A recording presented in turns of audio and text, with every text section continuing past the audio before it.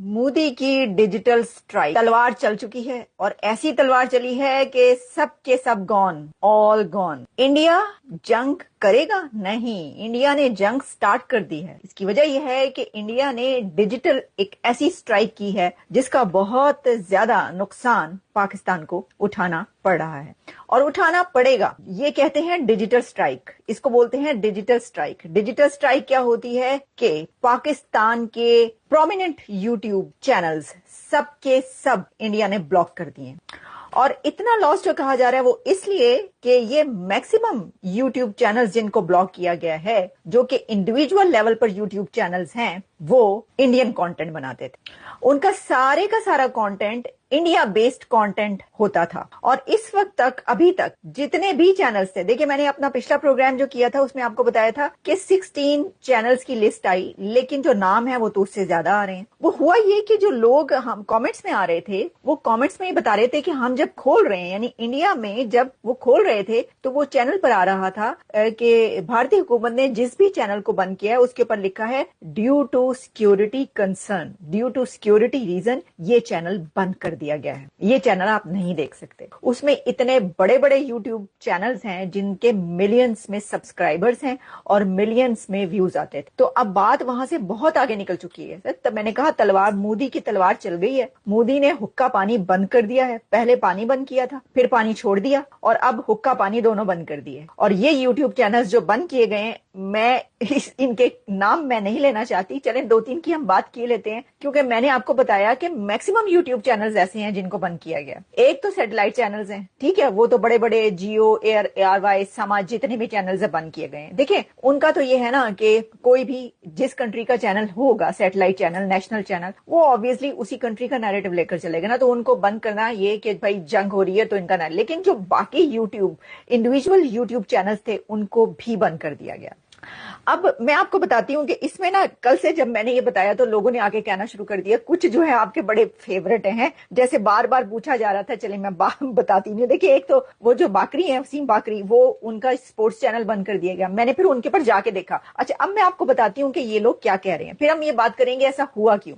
अब जब ये चैनल्स बंद हो गए, ठीक है, बहुत सारे चैनल्स ऐसे थे कि वो माइक पकड़ के लड़के लड़कियां जो थे वो सड़कों पर घूमते थे और उनका भी इंडिया बेस्ड कंटेंट होता था और सब इंडियन चैनल्स जो होते थे, इंडियन व्यूअर्स होते थे, वो सबके सब बंद कर दिए गए। उसमें आपको पता है कौन कौन है, ठीक है, उनके 4-4, 5-5 लाख व्यूज चंद घंटों के अंदर आते थे।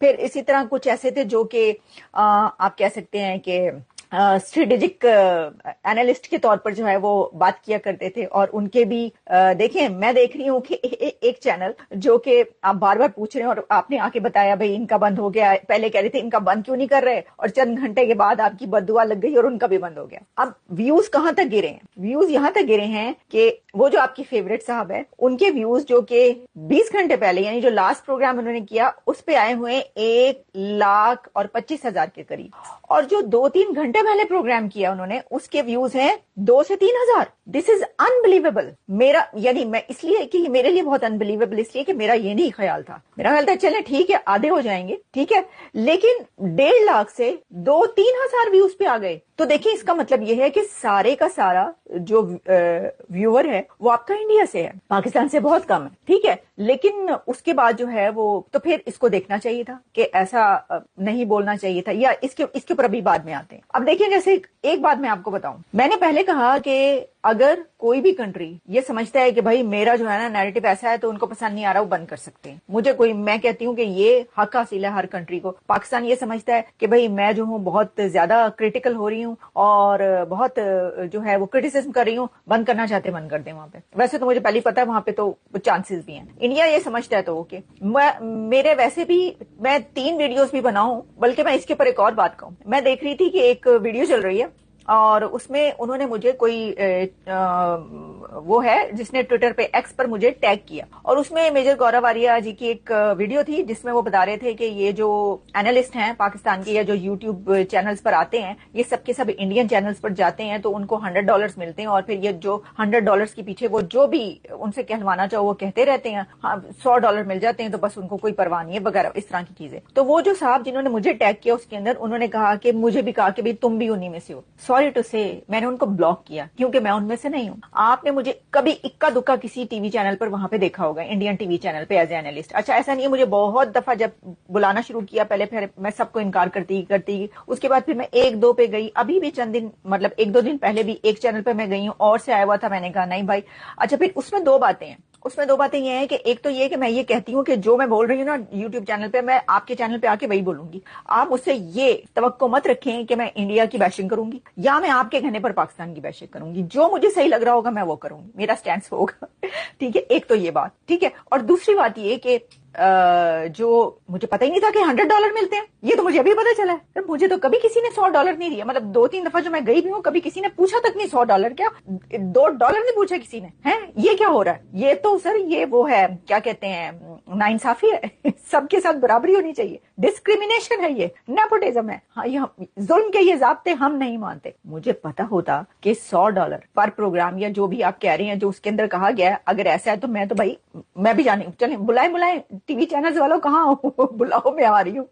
क्योंकि हम तो 3 वीडियोस बनाए ना। बहुत लोग कहते हैं भाई इतना कमाते हैं तो चले, वैसे मैं आपको बताती हूँ टोटल कितनी बात की जा रही है, लेकिन अगर आप मेरी बात करें ना तो मैं 3 वीडियोस बनाऊं ना तो ये जो $100 उनको पर शो दिया जा रहा है ना बुलाकर 1 घंटे के लिए, मैं तब भी 3 वीडियोस बना के पूरे दिन में मैं $100 आपके उससे नहीं कमाती। हाँ, और अमेरिका में रहती हूँ। सो आप अंदाजा कर सकते हैं कि मेरे लिए कितनी हैसियत रह गई है इसकी, या जो है मतलब जिसे कहते हैं कि अर्निंग पॉइंट ऑफ व्यू। कम से कम यहाँ पे जो मिनिमम भी है ना, वो जो बंदा कमाता है वो $200 अगर कम से कम भी हो तो वो जाके कमाता है। तो मैं तो आपको बता रही हूँ, मैं 3 वीडियोस बनाऊं मैं तब भी इतना नहीं करती, तो मुझे कोई वो नहीं है मसला। इसलिए मैं बार बार कह रही हूँ कि ओके, मेरा तो एक जो पैशन है जर्नलिज्म का और साथ में ऑब्वियसली अर्निंग भी है, लेकिन उसमें मैं आपको ये बताने की कोशिश कर रही हूँ कि मैं कितनी है मेरी। तो बात सुने, ऐसा है कि जो दे रहा है तो वो उन चैनल्स को हम कहते हैं कि ठीक है अगर इतना पे करें तो भाई मुझे भी बुलाएं। एक्सपर्टीज ही आपको बेचनी ना, एक्सपर्ट बोलना है ना, लेकिन बोलूंगी मैं अपनी मर्जी से। ऐ तुसी भूल जाओ कि मैं आपकी मर्जी से बोलूंगी। अच्छा, एक तो ये बात हो गई। तो फिर मैंने उन साहब को ब्लॉक कर दिया। मुझे गुस्सा आया कि भाई मेरा नाम तुम क्यों लिख रहे हो, तुमने मुझे देखा इस तरह बार बार बैठे हुए चैनल्स पर जो बकवासी आप कर रहे हैं। अच्छा, एनीवेज, तो बात फिर ये है कि अब मैं आपको ये बताना चाहती हूँ कि ये कहा जा रही है, मैं एक चैनल पर ये देख रही थी कि कह रहे थे कि जी इसके पीछे कोई $25